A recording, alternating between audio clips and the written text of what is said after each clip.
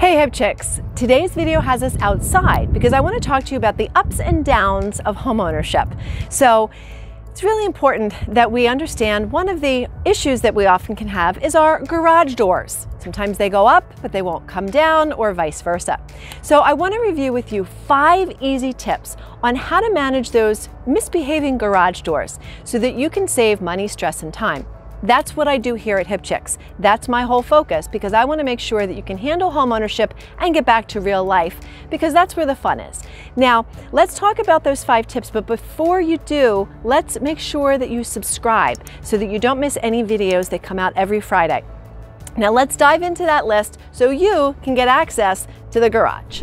Don't forget about checking your keypad. A lot of us wouldn't think to check this necessarily because our push button keypad is hardwired inside to the other end of the door opener. So we may not realize that there is a battery hidden in here. So sometimes you have to pop this open and replace your battery. If the remote button isn't working, then you may just need a new battery inside.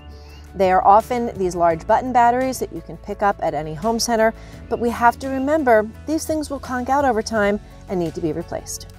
And don't forget, for those moments when you find that the garage door will not open and you need to open it because maybe the motor's gone or the power is out, you have to rely on that fancy little pull cord.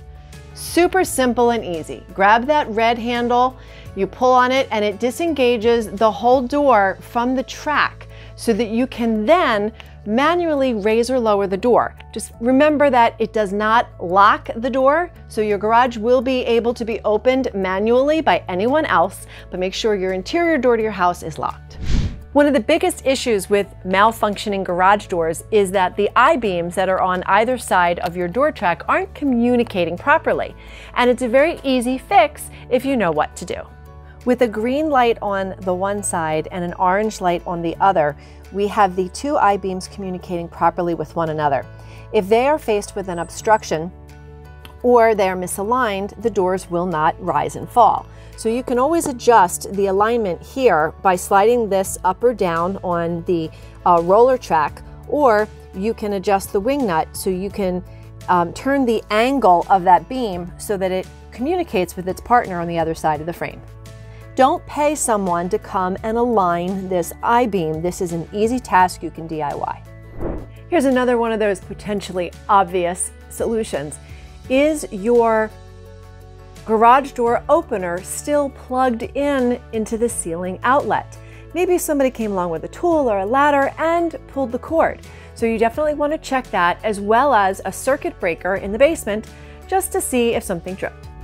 So like I said, this was not rocket science, but it's the simple little tasks that help you problem solve everyday issues and get back to your real lives. And that's what Hip Chicks is about. It's about saving you money, stress, and time taking care of your house. So yes, while you may know these tips on how to solve these garage door issues, make sure that you are teaching your children. Whether they're 16, 17, they've just started driving, they're in and out, they're car owners, make sure you teach them these tips so that they too are safe and they can manage their homes.